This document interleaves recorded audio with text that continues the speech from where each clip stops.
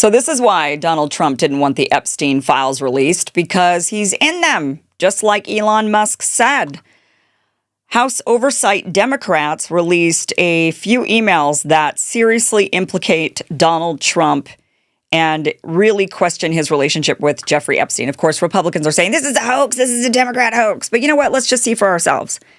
I mean, at the end of the day, if the Democrats only release stuff to smear Republicans and Republicans release the stuff that smears the Democrats, you know what? Then we'll get everything. I mean, if that's what it takes, if it takes plain politics, at least we'll get everything.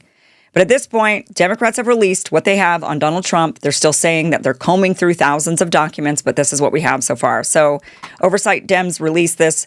Breaking: Oversight Dems have received new emails from Jeffrey Epstein's estate that raise serious questions about Donald Trump and his knowledge of Epstein's horrific crimes. Read them for yourself. It's time to end this cover-up and release the files.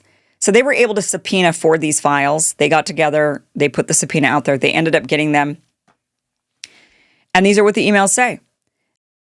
Right now, the deep state is trying to steal your retirement. A staggering 63% of Americans face the terrifying prospect of being forced back to work because the system is rigged against them. So what's the alternative? Well, the smart money is securing their assets in crypto, but the elites want you to think it's too risky. Well, enter Block Trust IRA, a revolutionary America First solution. Their Animus AI trading system is a financial weapon, spotting market patterns with precision no globalist banker can match. Since 2020, it's outperformed Bitcoin by over 250%. With IRA tax advantages and $200 million in insurance coverage, you get more than an investment, you get financial freedom. Don't just survive the corrupt economy, thrive and fight back. Go to blocktrustkim.com right now and book a free consultation and pick up a free $2,500 funding bonus to use right away. Your financial freedom is worth defending. Again, it's blocktrustkim.com. Take control of your future securely. This first one is from 2011. This is from GMAX to Jeffrey Epstein, or this is actually an exchange between Jeffrey Epstein and someone named GMAX, which would be, I would guess, Ghislaine Maxwell would be my thinking there. Makes sense. Ghislaine Maxwell writes to Jeffrey Epstein, and actually, this started off with Jeffrey Epstein writing to Ghislaine Maxwell. We're just assuming GMAX is Ghislaine Maxwell, but I think it's a safe bet. Saying, Jeffrey Epstein to GMAX, I want you to realize that dog hasn't barked is Trump. I want you to realize that that dog that hasn't barked is Trump. And then they redacted the victim name, spent hours at my house with him. He has never once been mentioned, police chief, etc. I'm 75% there. And GMAX wrote back to Jeffrey Epstein and said, I have been thinking about that. So Trump has spent hours with a victim at Epstein's house. Spent hours with a victim at Epstein's house. That's one of the emails here. The next email, this is an exchange between Michael Wolff and Jeffrey Epstein. Starts off with Michael Wolff writing Jeffrey Epstein saying, and this is now in 2015, so fast forward a couple of years, 3-4 years. And now Trump, at this point, this is December of 2015, Trump has announced he's running for president, I believe, by then. And Michael Wolff writes to Jeffrey Epstein and says, I hear CNN planning to ask Trump tonight about his relationship with you, either on air or in scrum afterwards. And Jeffrey Epstein writes back and says, if we were able to craft an answer for him, what do you think it should be? And Michael, which is odd enough that what do you mean? You can craft an answer for Trump and send it to him? And Michael Wolff writes back and says, I think you should let him hang himself. If he says he hasn't been on the plane or to the house, then that gives you a valuable PR and political currency, implying, yes, he's been to the house and he's been on the plane. And that Jeffrey Epstein would be able to use that against him, political currency. And he says, you can hang him in a way that potentially generates a positive benefit for you, so you could blackmail him. Or if it really looks like you could win, if it really looks like he could win, you could save him and generate a debt. Again, blackmail. Of course, it is possible that when asked, he'll say, oh, Jeffrey's a great guy and he's gotten a raw deal and is a victim of political correctness.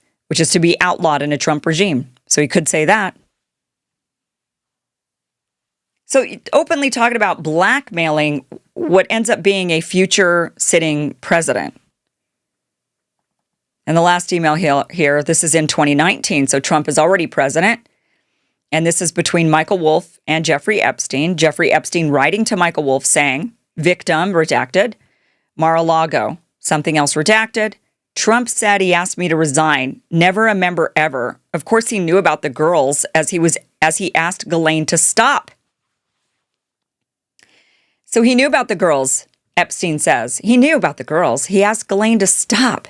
So Ghislaine was recruiting girls at Mar-a-Lago, and Trump said, can you stop doing that? So he knew about the girls. And Epstein saying, I was never a member. And Trump said he asked me to resign, but I was never a member. So he's so this is showing that Trump lied about, I was against Jeffrey Epstein. I kicked him out of my club. And Epstein saying, no, I was never a member. And yeah, he knew about the girls. He was saying he never knew about the girls. He knew about the girls. He asked Ghislaine to stop. But she was doing it anyway. Now, of course, Republicans are saying, this is a hoax. This is a giant hoax. They're saying, why did Democrats cover up the name when the estate didn't redact it in the redacted documents provided to the committee?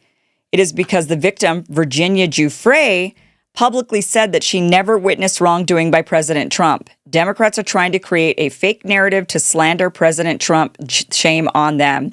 So they're claiming that Virginia Giuffre, who is now dead, that she publicly came out and said, I never saw Trump doing any wrongdoing. And she's the name in these redacted emails that it was actually Trump had spent hours with Virginia Giuffre, that Virginia Giuffre, this is the person that Trump was with. And she later came out and said, Trump never did anything wrong. I never saw any wrongdoing. And now she's dead. So, I mean, who knows what her motivation was for saying that? If it's real or not, we can't ask her. She's dead. That's convenient. So Republicans are saying, they're just trying to smear Trump. Yes, maybe he went to the house and spent hours with Virginia, but maybe that was at a party. And it's true. It could have been. It could have been a party. It could have been a dinner party, or, she just happened to be there and Trump was there and they just chit-chatted. I mean, maybe there was no wrongdoing. Of course, that is absolutely possible. But I would think that, these guys, Michael Wolff and Jeffrey Epstein, they believed that they had some blackmail on him. And they believed they had some sort of political currency on him before he became president in 2016. And that's what they were discussing. Some kind of political capital or some kind of leverage on him. But we're not done yet. There's definitely potentially more documents that will say more. This is Representative Garcia, Democrat, saying that there's going to be 23,000 more files. When did you get this information? We actually just received all of these emails, with a total of about 23,000 documents, actually a few days ago, so last week. And we've been going through, our team, of course, through all of these very carefully over the last few days. We obviously released some today. We'll be releasing additional documents likely later today. The important thing here is that we know, and we've been demanding, that Donald Trump and the DOJ release the full Epstein files. In what's been released today, which obviously is some quite serious, I think, connections between what Donald Trump may have known. There's communication between Jeffrey Epstein and Ghislaine Maxwell, obviously making some claims about Donald Trump spending significant time, hours, with possibly one of the victims. There's also disturbing emails there about Trump and Jeffrey Epstein. The people can read for themselves. I think what's important right now is that we want to know why Donald Trump spent the entire campaign saying that he would release the files. And now that he's in the White House, there is a massive cover-up going on. The survivors deserve the truth. Well, because obviously Israel, who Jeffrey Epstein was working for, told Trump not to release the files. They wanted to keep blackmailing him. They didn't want him to have his blackmail exposed. They would lose their leverage. I'm sure they have more on him, considering how much he's been covering up for their genocide of children, something that I know must just really bother Trump. I do get the sense that Trump is the type of person who really doesn't like to see death, and especially death of kids. I really think that that's genuine for him. And the fact that he has to cover up for Israel means that they've got something really, really deep and really dirty. And I don't know if it's on him. Trump seems to be Teflon Don. I don't know if it's on him. I think that if you really wanted to blackmail somebody, you'd go after one of their kids. And we saw that in some of the Epstein files in the Black Book that was released by Gawker back in the day. Some of the names were relatives of powerful politicians, children of powerful politicians. If you want to get to the politicians, some of them are just going to say, you know what, you can come after me all you want. And that's fine. Go ahead, expose me. But when you start talking about their kids, maybe their spouse, things change. Family members, things change. And people will start to cover up in order to protect especially their own children. Speaker Mike Johnson, what does he have to say for himself? He says, oh, another publicity stunt by the Democrats. They're trying to mislead people. Are they? Actually, you guys are the ones covering up the Epstein files. No one is blaming the Democrats on this. You could sit there and try to say it's a Democratic hoax all you want, but everybody's looking at you, kid. We're all looking at you. And we're saying Trump is the one who promised to release the Epstein files, and you guys have been running cover and not releasing them. And we see that it's you, not Democrats, blocking the Epstein files. They're releasing them. It's you who are refusing. If there's nothing to see here, if it's all a hoax, then release the files. Let us see for ourselves. If you've got nothing to hide, release them. But obviously you do have something to hide, which is why you're not releasing them. And we all know that. So when we see these emails, guess what? We believe them. Ryan Grimm and some others, Murtaza Hussein over at Drop Site News, their new organization, have done some really great work. And they released a series of articles over the last couple of months really detailing how Jeffrey Epstein was, in fact, a Mossad asset. He was, in fact, working for Israelis. And this is now undeniable that Jeffrey Epstein, this is no longer a conspiracy theory. Jeffrey Epstein was actually working with Israelis. These are the different articles that Drop Site News has come out with. Israeli spies stayed for weeks at a time with Jeffrey Epstein in Manhattan. Here's another one. Jeffrey Epstein helped broker Israeli security agreement with Mongolia.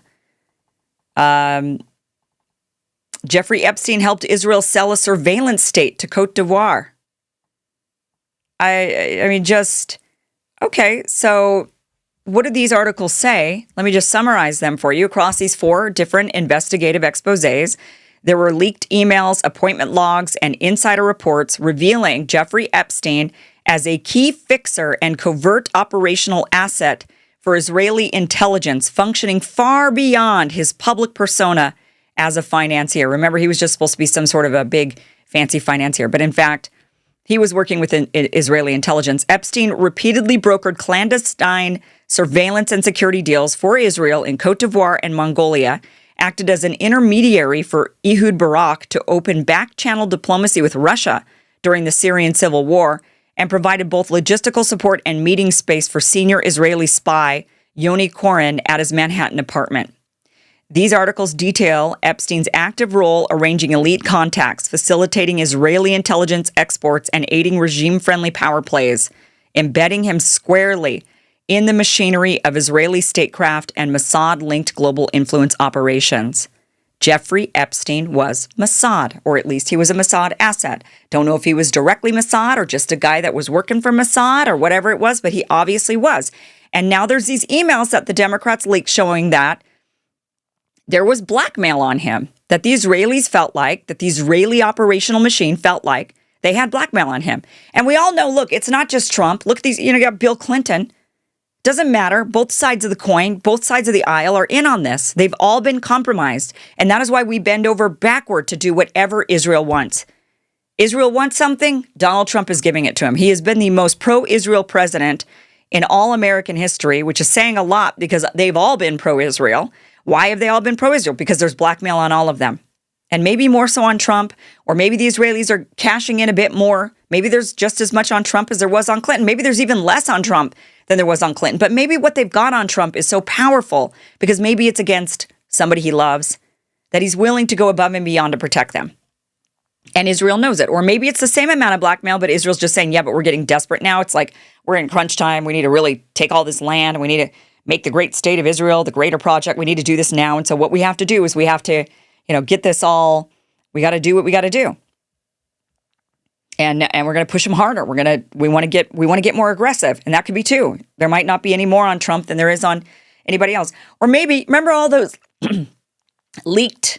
There was rumors of Trump and golden shower videos. All these like sex tapes or something with Russians, and they were saying it was the Russians that had it. Maybe it was the Israelis that had it. So maybe it wasn't Russians at all of this time. It was Israel all along. Did you guys get that reference?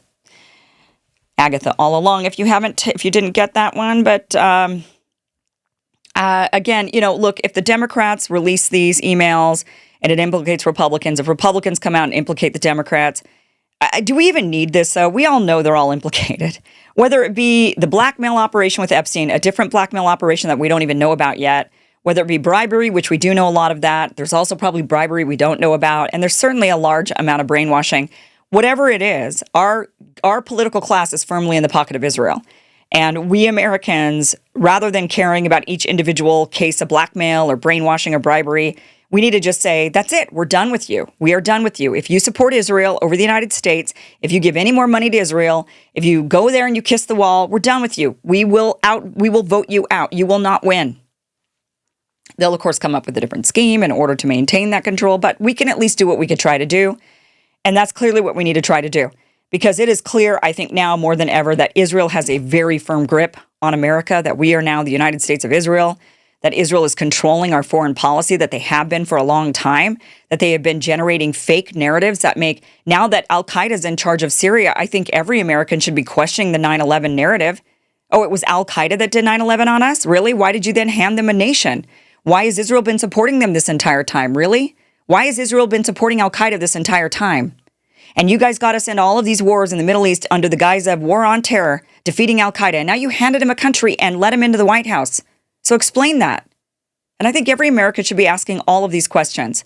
And we need to be asking them every day and loudly.